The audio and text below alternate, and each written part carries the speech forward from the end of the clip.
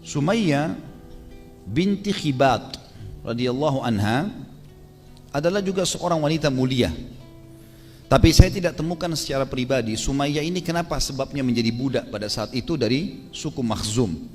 Yang jelas Sumayyah termasuk orang yang disayangi oleh tuannya Al-Mughirah, kemudian juga sama Yasir. Maka Al-Mughirah pun menikahkan keduanya. Menikahlah dua orang manusia muda ini, dan akhirnya Allah karunia mereka anak yang diberi nama Ammar, tokoh kita. Teman-teman sekalian, berjalan waktu datanglah risalah kenabian, dan pada saat itu Yasir, Sumayyah dan Ammar adalah keluarga yang miskin. Mereka hidup sebagai pegawai, semuanya bekerja untuk Bani Makhzum. Ammar bin Yasir sempat lewat ke Darul Arqam, mendengarkan tentang keislaman, lalu dia syahadat, masuk Islam dengan sangat mudah. Intinya dia langsung mengucapkan syahadat. Pada saat dia pulang ke rumahnya, dia jelaskan Islam kepada Yasir dan Sumayyah, ibu dan ayahnya. Maka keduanya pun tidak ragu untuk menerima Islam, karena di antara konsep yang disebarkan oleh Nabi SAW di Mekah adalah selain tauhid yang difokuskan untuk menyembah Allah satu, tidak ada Tuhan yang lain di langit dan di bumi, dan semua ini berhala adalah makhluk batu. Dari sisi yang lain, secara sosial Nabi SAW mengatakan dalam Islam tidak ada perbedaan antara orang Arab dan orang Ajam, orang kaya dan orang miskin, kecuali dengan ketakwaan. Maka budak-budak pun punya level yang sama. Sholat tidak perlu di saf belakang, boleh di saf depan. Haji mereka juga pakai ihram sebagaimana orang-orang kaya pakai. Berjihad mereka boleh di pasukan depan, ya, bukan cuma tokoh-tokoh yang terkenal. Maka ini mendongkrak keinginan orang-orang yang tidak mampu pada saat itu di Mekah untuk bergabung ke dalam Islam. Dan memang ini ajaran agama yang mulia, tidak ada perbedaannya. Kalau kita di Indonesia mungkin tukang sayur kah, tukang sampah kah, mau dengan pejabat pemerintahan sama saja. Sholat di saf sama, siapa yang lebih dulu masuk di saf tidak boleh dikeluarkan. Syarat-syarat, rukun-rukun dalam Islam, kewajiban-kewajiban sama semuanya, nggak ada bedanya, gitu kan? Maka di sini teman-teman sekalian, ini mendongkrak sekali orang-orang di Mekah untuk masuk Islam, termasuk Yasir, Sumayyah dan juga Ammar radhiyallahu anhu ajma'in. Tapi ada satu keutamaan di sini teman-teman sekalian, dan ini keutamaan sahabat secara umum, tapi kita fokus kepada keluarga yang mulia ini, dan ini keluarga ideal yang harus kita jadikan sebagai contoh buat kita menjadi suami yang baik, menjadi istri yang baik, menjadi anak yang baik, gitu kan? Di sini bentuk baktinya Ammar, dia berhasil mengajak kedua orang tuanya pada kebaikan, dan mulianya hati ayahnya Yasir dan ibunya Sumayyah sampai mereka tidak mau menolak kebenaran. Dan ini penting teman-teman, banyak orang di antara kita dia anggap anaknya ya status anak, mau dia sudah doktor, mau dia S2, mau apalah, tetap status kamu anak saya, sehingga sulit sekali untuk menerima kebenaran dari anaknya. Kita temukan banyak ikhwat dan akhwat kita di pengajian yang mengeluh kepada kami, menyampaikan, Ustaz, kami mau hadir pengajian dilarang sama orang tua. Kami sampaikan, mereka membantah. Ya ini karena ego ini ada. Padahal sebenarnya teman-teman sekalian, kebenaran diterima dari siapapun tanpa melihat siapa yang mengucapkannya. Lihatlah kebenaran itu, ambil kebenaran itu dari siapapun, selama itu kebenaran yang disampaikan oleh Allah dan Rasulnya. Sebagaimana juga dalam kemaksiatan dikatakan oleh para ulama, disebutkan sebuah kaidah sederhana, jangan lihat kepada kecilnya maksiat itu, tapi lihat kepada siapa yang sedang kau maksiati. Karena kalau kita sedang melihat kecilnya dosa, teman-teman sekalian, kita cuma ini, cuma lihat, cuma dengar, cuma begini, bahasanya begitu. Tapi sebenarnya kita tidak melihat siapa yang sedang kita maksiati. Maka ini berbahaya, gitu kan? Seperti itu kurang lebih poinnya. Ammar radhiyallahu anhu pada saat itu menawarkan kebenaran pada orang tuanya, maka orang tuanya menerima, dan ini bentuk bakti yang luar biasa, gitu kan? Dan hati mereka lapang sekali untuk menerima kebenaran itu. Menerima kebenaran Islam teman-teman, dan iman serta ilmu sesuai dengan wahyu Al-Quran dan Sunnah, seperti kita yakinnya kalau makan lapar kita akan hilang, kalau minum dahaga kita akan hilang, ya. Kalau kita tidur capek kita akan hilang, kalau kita berobat kita akan sembuh. Harusnya seperti itu. Jadi dalam menerima kebenaran agama Islam ini kita tidak boleh ada keraguan, tidak boleh. Karena orang yang ragu dia akan pelimplang dalam hidupnya, nggak jelas. Dan saya sudah pernah dan sering saya ucapkan ini, menjadi orang baik sekalian teman-teman. Jangan setengah-setengah. Tidak usah peduli dengan perkataan orang, karena hanya sepanjang lidahnya dia. Tidak usah peduli. Dan jangan pernah mengkhayal pada saat kita sedang berada di jalan yang benar, lalu tidak ada orang yang benci kita. Itu mustahil. Mengkhayal itu teman-teman sekalian.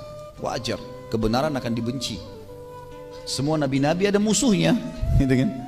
Rasulullah SAW paling afdal manusia, tidak ada lebih afdal daripada beliau. Maka beliau dimusuhi oleh orang kafir, orang-orang munafik, oleh ahli maksiat, gitu kan? Mereka tidak suka dengan ajaran baginda Nabi SAW. Maka itu sangat wajar terjadi. Yang penting kita berada di jalan yang benar. Yang penting kita berada di atas jalan yang benar. Setelah masuk Islam teman-teman sekalian bersama kedua orang tuanya, dengan sangat cepat didengar oleh Bani Makhzum. Dan pada saat itu keluar instruksi dari Abu Jahal, Fir'aunnya umat ini, kalau setiap suku harus menyiksa budak-budak mereka yang masuk dalam Islam. Maka Bani Makhzum rame-rame menyeret pada saat itu Ammar, Yasir, sama juga Sumayyah radhiyallahu anhum ajma'in. Ditariklah, diseret. Pada itu diseret luar biasa ya, penyiksaan yang luar biasa. Saya pada saat membaca kisah ini teman-teman sekalian, dan kisah Bilal, kisah Suhaib, ya, kisah beberapa Khabbab bin Arad dan seterusnya, sahabat-sahabat Nabi yang mulia yang disiksa di Mekah, saya tidak tahu bagaimana kalau kita di posisi orang-orang ini. Berat, luar biasa. Berat teman-teman sekalian. Jadi kalau antum sedang menghadapi sebuah permasalahan, pertemukan dengan permasalahannya para sahabat. Saya subhanallah kadang-kadang kalau baca kisah mereka nggak masuk di akal gimana mereka bisa sabar pada saat itu. Coba bayangkan teman-teman, ketiga orang ini, ibu, ayah dan anaknya diseret pada saat itu, digembrang pintunya, dijatuhkan, dirobohkan pintunya pada saat rumah itu, tempat kamar mereka nginap, diseret dalam kondisi beberapa athar menyebutkan Sumayyah hamil. Diseret, ya, kemudian ditarik ya rame-rame, digotong gitu, rame-rame diseret di padang pasir, ditarik sampai ke padang pasir. Dan orang-orang Quraisy sudah menentukan tempat padang pasir yang dianggap paling panas tanahnya, gitu kan, karena tidak ada tuduhan sama sekali. Kemudian menyiksa di sana orang-orang Islam yang disiksa. Mereka rame-rame dan satu suku menyiksa. Jumlahnya Allah alam berapa orang. Kadang-kadang kita digebukin oleh dua orang saja teman-teman, ditonjokin wajah kita misalnya sudah kesakitan, atau dijambak rambutnya, ya, atau mungkin orang kadang-kadang dicubit aja sudah sakit, ya. Ini diseret mereka bertiga, satu keluarga ini. Ayah melihat anak, ya, suami melihat istri, istri melihat suaminya. Diseret kemudian ditidurkan di tanah, lalu diikat keempat, ya, dua tangannya dan dua kakinya, keempat anggota tubuh ini diikat, ditarik dengan keras, sehingga tubuh mereka tertarik dengan keras dan dibuka pakaiannya, gitu kan. Kalau dalam beberapa athar disebutkan, Allahu alam kalau kasus Sumayyah radhiyallahu anha, tapi Yasir dan Ammar dibuka pakaiannya. Begitu pula dengan Bilal, begitu pula dengan sahabat-sahabat Nabi yang lain yang sudah kita sebutkan kisah-kisahnya pada saat disiksa. Kemudian ditempelkan badannya di pasir yang panas. Perlu teman-teman tahu ya, padang pasir itu, pasir biasanya kalau kena panas, baik itu mungkin kena biasa kalau ada kacang dijual, juga ada yang digoreng dengan pasir ya. Biasa juga memang dia panas sekali, atau ada makanan-makanan tertentu itu dipakai untuk memanasi dengan pasir yang panas. Memang pasir itu panas sekali, dia bisa menyimpan itu ya. Sebagaimana juga kalau dingin dia bisa menyimpan dingin itu kan. Diletakkanlah tubuhnya di situ dan itu panasnya luar biasa seperti bara api. Diletakkan, kemudian mulailah satu persatu mereka, ada yang menginjakin perut, ada yang menginjak dada, ada yang menendang wajahnya, ada yang menginjak wajah. Penyiksaan yang luar biasa, dan bukan satu orang, puluhan orang bebas, mau tendangin, mau pukulin, mau injak segala macam, mau pakai pisau digoresin badannya, pokoknya penyiksaan yang luar biasa. Saya nggak habis pikir teman-teman, ini saya bayangkan ini kalau terjadi pada saya dan keluarga bagaimana saya bisa sabar nih, gitu kan? Dibuka baju di padang pasir, diinjakin, ditendangin segala macam, luar biasa ini. Dan ini masih di awal Islam loh ya, bukan kayak kita sekarang.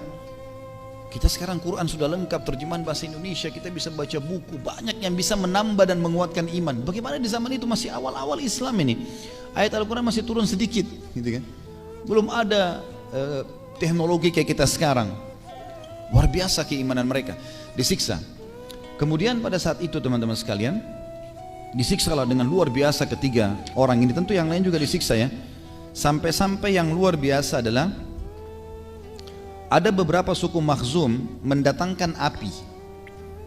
Api ini dibakar di obor, kemudian dilelehkan padanya besi, ya, supaya lelehan besinya itu bisa netes-netes gitu ya. Kemudian didatangkan dan didekatkan dengan mata kaum muslimin. Di antaranya keluarga Yasir radhiyallahu ajmain, didekatkan dengan matanya. Ini biasa bisa membuat buta. Beberapa athar menyebutkan mata Sumayyah sempat buta gara-gara itu. Apinya nggak dicolokin, tapi didekatin sampai merasa panas. Jadi kulit matanya itu jadi keriput karena rusak, akhirnya rusak semua. Gitu ya. Urat-urat matanya jadi terbakar. Ini siksaan yang luar biasa. Saya tidak bisa bayangkan nih, bagaimana kalau terjadi pada kita gitu. Kadang-kadang kita subhanallah digigit nyamuk aja sholat sudah gelisah. Kadang-kadang mungkin ada temannya tidak sempat bayar utang, sudah luar biasa. Mungkin tidak sempat menikah sama satu orang, sudah malas ibadah.